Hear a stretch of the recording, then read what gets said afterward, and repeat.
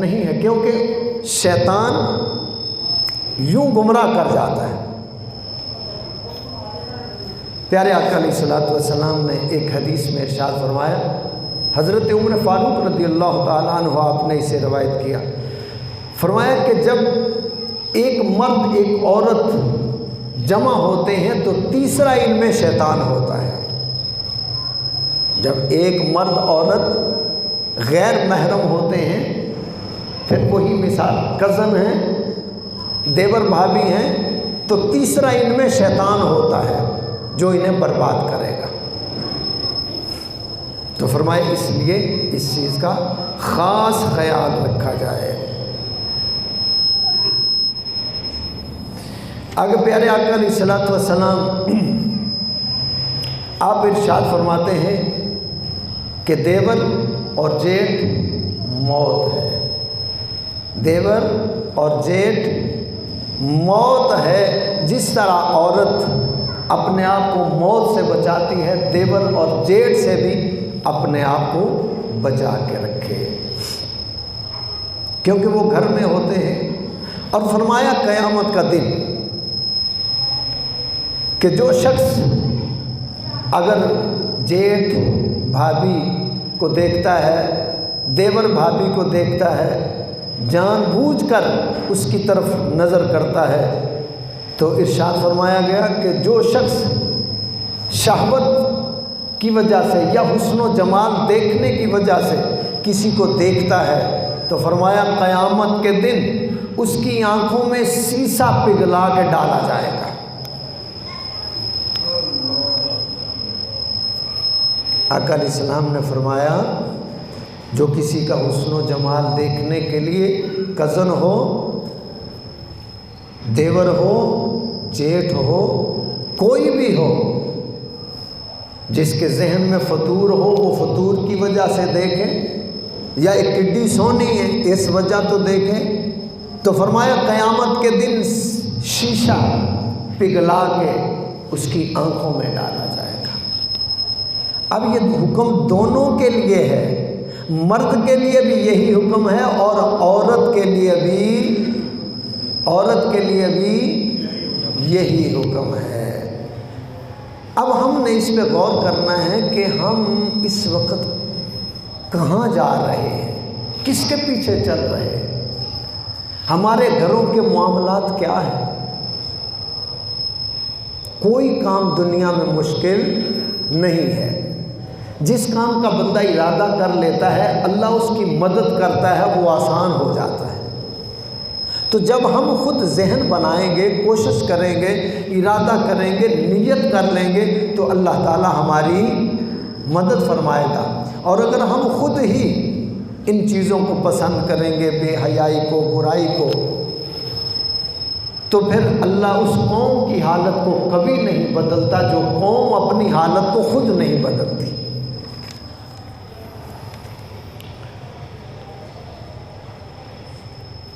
پھر جو عورتیں پردہ کرتی ہیں انہیں بڑا ستایا جاتا ہے، تو حاجن ہو گئی ہیں، تو ملوانی بن گئی ہیں، سو چوہا کہا کہ ان بلی حاجنوں ٹر پئی ہے۔ مذاق نہ ہو۔ اگر ایک شخص چوری کرتا تھا، اس نے توبہ کر لی، نمازی ہو گیا، نیک ہو گیا، اب ہمیں حق نہیں ہے کہ ہم اس کا مذاق اڑائیں، نہیں، ہم اس سے سبق سیکھیں اور ہم بھی توبہ کریں۔ جو ہمارے اندر گناہ ہیں ہم بھی ان گناہوں سے توبہ کریں۔ اب ہم اس کا مذاق اڑاتے ہیں۔ اسی طرح عورت پردہ کر لیتی ہے، ہم اس کا مذاق اڑاتے ہیں، یعنی عورتیں مذاق اڑاتی ہیں کہ شادی میں یا کسی جگہ کو چلی جائے پردے میں، تو اس کی طرف انگلیاں اٹھائی جاتی ہیں، اس کو مذاق بنایا جاتا ہے۔ اسی طرح کوئی مرد نماز پڑھنا شروع کر دے، جب تک ہوش نہیں تھی نہیں پڑھتا تھا، سچ بولنا شروع کر دے، اچھے کام کرنے شروع کر دے، تو ہم اس کا مذاق اڑاتے ہیں۔ نہیں، ہم نے اس کو حوصلہ دینا ہے، مذاق نہیں اڑانا، اسے حوصلہ دینا ہے۔ تاکہ وہ اور نیک ہو جائے۔ اگر مذاق اڑائیں گے تو پھر ہم گنہگار ہوں گے۔ اگر وہ پٹڑی سے اتر گیا پھر گناہوں میں پڑ گیا، وہ جتنے گناہ کرے گا اس کا بوجھ ہم پہ آئے گا۔ تو ہم نے حوصلہ دینا ہے، کسی کا بھی مذاق نہیں اڑانا۔ تو ہم گھروں میں اپنی عورتوں سے، خواتین سے انہیں سمجھائیں، انہیں بتائیں کہ لوگ اس طرح باتیں کریں گے، بہت کچھ کہیں گے، مگر ہمت نہیں ہارنی۔ اب مثال کے طور پہ میں آپ کے سامنے ہوں، اب پتہ نہیں دنیا مجھے کیا کیا کہتی ہوگی، میرے سامنے بھی کہتی ہوگی پیٹھ پہ، اس کا مطلب کیا ہے؟ میں یہ ذکر فکر چھوڑ دوں؟ کیا خیال ہے؟ اگر میں رستے میں جا رہا ہوں تو مجھے کہ او مولوی، اس کی بات سن کے میں دین کو چھوڑ دوں؟ نہیں۔ اگر ایک شخص بے وقوف ہے تو عقل مندی میری یہ ہوگی کہ میں اس کی بات پہ کان ہی نہ دھروں۔ کہتا ہے کہنے دو، میں نے اپنا کام کرنا ہے۔ تو دنیا جو کچھ کہتی ہے کہنے دو، ہم نے وہ کرنا ہے جو ہمارا اللہ چاہتا ہے، جو ہمارے آقا علیہ السلام چاہتے ہیں۔ حضرت آسیہ رضی اللہ تعالی عنہا، فرعون تھا، وہ واقعہ پچھلے کئی جمعوں میں عرض کیا تھا، اب پھر اشارہ دے دے۔ فرعون کی بیوی ہیں اور اس نے خدائی کا دعویٰ کیا ہوا ہے۔ سامنے آنے والا موسیٰ کلیم اللہ ہے اور کتنی پاور والا ہے کہ اسرائیل علیہ السلام کو تھپڑ مارے تو آنکھ نکال دے،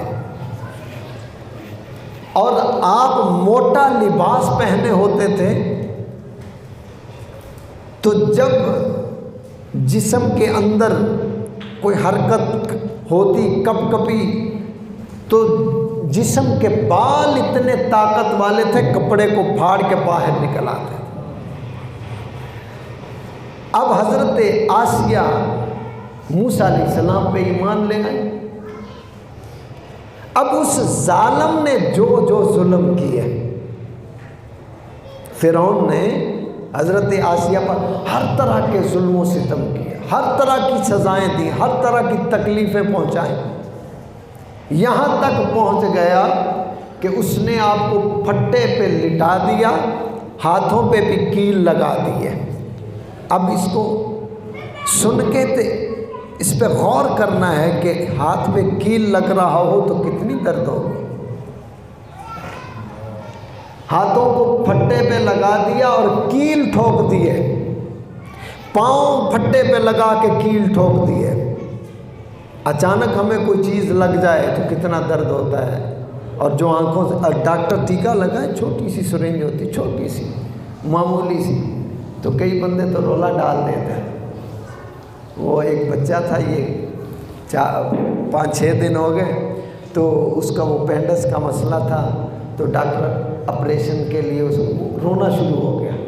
جب کہا آپریشن ہونا ہے، جوان 4-5 بچوں کا باپ رونا شروع ہو گیا، کہنے لگا کہ نہیں میں نے آپریشن نہیں کر۔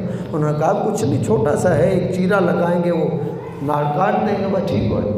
کہنے لگا نہیں میرے بھائی کا آپریشن کرنا۔ انہوں نے کہا بھائی تکلیف تجھے ہے، آپریشن اس کا کر لیں۔ کہا نہیں آپ اس کا کر لیں۔ تو یعنی اس طرح ایک چھوٹی سی سوئی ہمیں برداشت نہیں ہوتی۔ اب غور کریں، جب کیل ہاتھوں کی ہتھیلیوں میں ٹھوکے جا رہے ہو، پاؤں کے اندر کیل ٹھوکے، پھر چکی کے پاٹ پتھر سینے پہ رکھ دیے، اس طرح سزائیں دی۔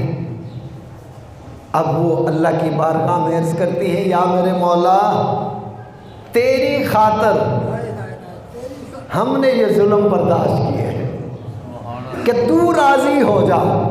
اللہ نے فرشتوں کی ڈیوٹی لگا دی، جاؤ میری بندی کی حفاظت کرو۔ تو ہم جب بھی کوئی دکھ تکلیف آئے، لوگ ہمیں ستائیں، تو ہم نے اس طرح کے اللہ کے جو پیارے بندیاں بندے ہیں ان کی طرف دیکھنا ہے۔ پھر میدان کربلا کو دیکھ لیجیے، کتنے ظلم و ستم اٹھائے، برداشت کیے۔ پیارے آقا علیہ الصلوۃ والسلام وادی طائف میں تشریف لے گئے، کتنا کچھ برداشت کیا۔ ان ظالموں نے اتنے پتھر مارے، یہاں سے خون نکلنا شروع ہوا، پاؤں کے جوتے مبارک، نالین مبارک بھر گئے، کپڑے رنگین، خون سے رنگین، اور وہ ظالم آپ کے پاؤں پہ پتھر مارتے، آپ گر جاتے، آپ پھر اٹھتے، پھر چلتے، وہ پھر پتھر مارتے، پھر گر جاتے۔ اب یہ ساری تکلیفیں برداشت کی، تو اگر ہم پردے کے لیے اپنی خواتین کو پیار سے، محبت سے لگائیں گے، ان کو حوصلہ بھی دینا کہ جناب سیدہ فاطمہ الزہرا رضی اللہ تعالیٰ عنہا کو دیکھ لیں کہ سورج نہیں نکلا، ایک بال دوپٹے سے باہر تھا، سورج نے بھی آپ کے بال نہیں دیکھے۔ آپ جب دنیا سے پردہ فرمایا تو فرمایا کہ میرا جنازہ رات کو لے کے نکلنا، تاکہ مردوں کی میرے جنازے پہ بھی نظر نہ پڑے۔ اللہ،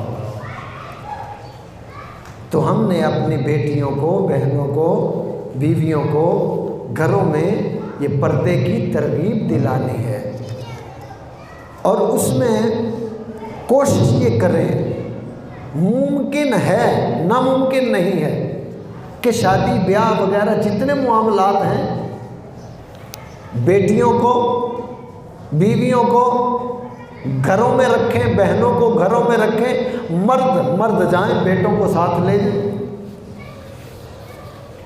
کوشش کریں، ہو جائے گا ایسا کہ نہیں؟ اللہ اکبر۔ اب پردے کا تعلق، اگر آپ اجازت دو تو سخت جملے کہہ دوں اگر ناراض نہ ہو۔ پردے کا تعلق غیرت کے ساتھ ہے، پردے کا تعلق غیرت کے ساتھ ہے۔ جس مرد میں غیرت ہوگی اس کی بیوی بے پردہ نہیں ہوگی۔ ناراض نہیں ہونا، میں آپ سے پوچھ کے بات کر رہا ہوں، غصہ نہیں کرنا، سمجھانے کے لیے کہ جس بھائی میں غیرت ہوگی اس کی بہن کبھی بے پردہ، جس کا باپ غیرت والا ہوگا اس کی بیٹی بے پردہ۔ اب جو بھائی بہن کو خود تیار کر کے منگنی پہ ڈانس کر رہا ہو وہ غیرت والا ہے؟ جو باپ سامنے دیکھ رہا ہو میری بیٹی ڈانس کر رہی ہے وہ غیرت والا ہے؟ میرے بھائیوں، ہم ان چیزوں کو چھوڑ چکے ہیں۔ نبی کریم صلی اللہ علیہ وآلہ وسلم آپ نے ارشاد فرمایا کہ جس کے اندر حیا ختم ہو جائے پھر وہ جو چاہے کرے، پھر جب حیا ختم ہو گئی، غیرت ختم ہوگی، فرمایا پھر وہ جو چاہے کرے۔ پھر دو چیزیں آپ نے بیان فرمائی ایک ساتھ، فرمایا حیا اور ایمان دونوں ایک ساتھ ہیں، حیا اور ایمان دونوں ایک ساتھ ہیں۔ فرمایا جب ایک چیز نکل جاتی ہے تو دوسری بھی چلی جاتی ہے۔ اگر حیا نکل گئی تو ایمان بھی گیا، اور اگر ایمان نکل گیا تو حیا بھی گئی۔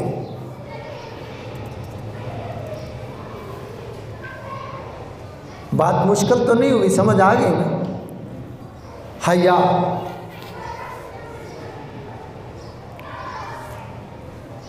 حیا بولنے میں بھی کہ ہم گفتگو کریں تو ہماری گفتگو کے اندر ادب ہونا چاہیے۔